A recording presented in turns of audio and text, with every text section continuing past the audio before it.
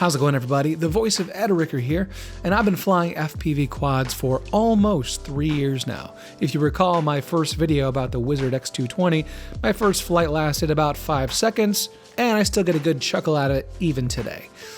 Since then, a lot of interesting things have happened while flying or while my friends were flying, and they didn't always warrant their own video.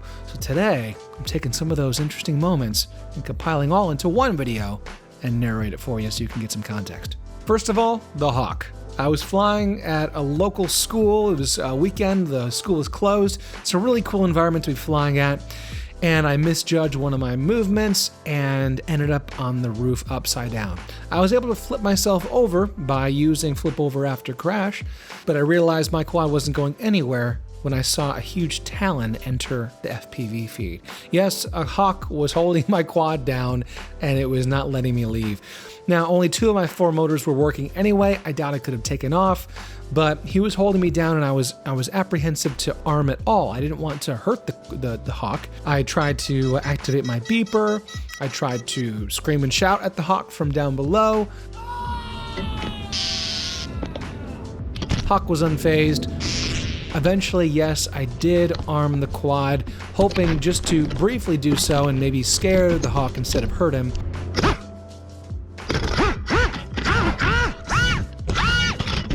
I never heard back from said Hawk, and I hope he's okay, but I didn't want him to be taking me away to his nest. So it had to be done, and the Hawk flew away, and I was able to limp my quad off the roof by just kind of incrementally using throttle and then flip over because, like I said, 2 of the 4 motors weren't even working at all. Finally got my quad back.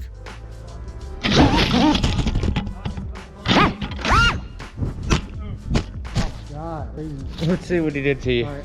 Next up, Google Street View.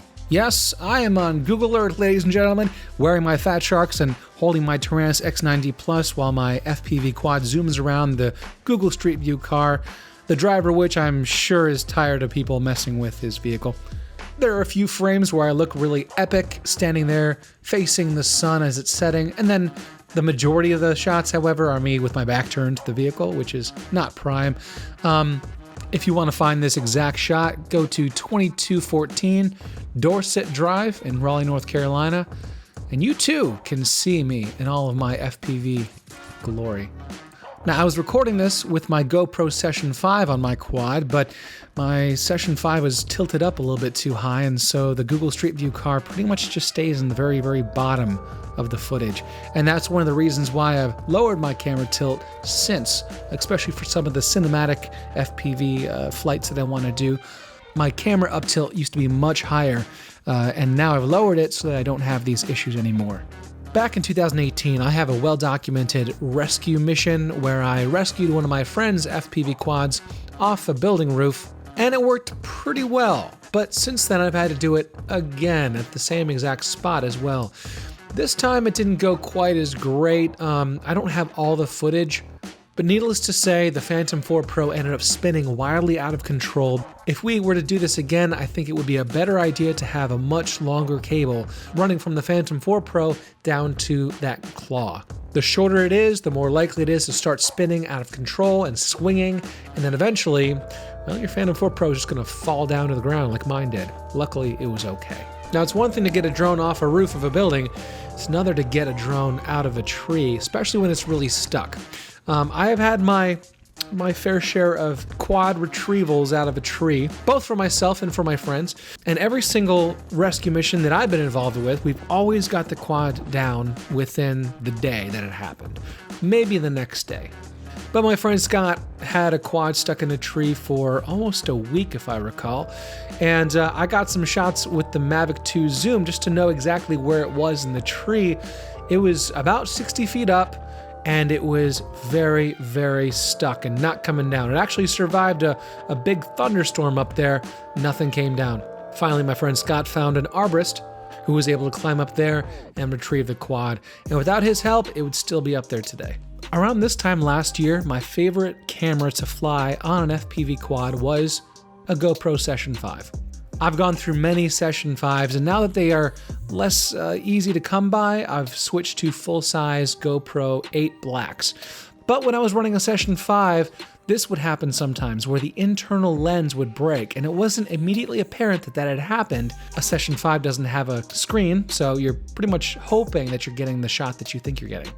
Well, in this case, didn't get a whole lot. There's this huge black hole in the center of all my footage, and that is from a broken lens underneath the lens protector, which did not break, and that's kind of interesting. Now, in addition to quads getting stuck on top of roofs or in trees, quads can also hit each other if you have more than one in the air at the same time. And it doesn't happen very often, but it happens enough that I have some clips to show you of various times we had collisions with each other. Most of these are quad versus quad, and then one of them, and you can barely see it in the little, freeze frame, was a small little winged aircraft that my friend Shelby was flying, and I just kind of tore right through it, and it ended up in a bazillion pieces. Sorry, Shelby. And who can forget the time that Shelby and I collided as we were making our racing video around Dorothea Dix Park, or the time that I took out Scott's 5-inch with my 4-inch quad. Somehow that ended up happening. An example of a very close call was back around February. We were doing some track practice with some gates and some flags. I was doing my best to stay on top of things and fly as fast as I could.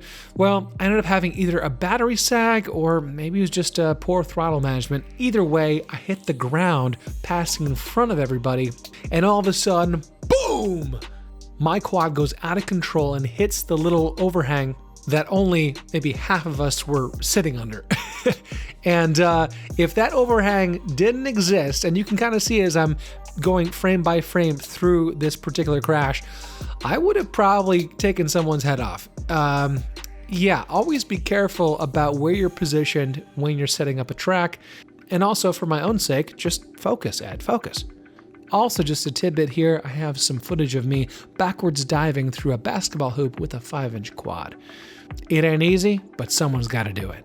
But that's about all I have for you. It took a couple days to find all these clips, going through a lot of my archive, and I'm sure there are a few more moments that I could add if I really stop and think about it, but I think we'll end there. I'm interested to hear what you guys have experienced flying a drone. What are some of the interesting or the odd moments that you can recall and that you might have footage of that you can show? Comment below, either sharing your story or including a link to your footage. It would be really cool to hear your stories. Thanks so much for watching, everybody, and until next time, happy flying.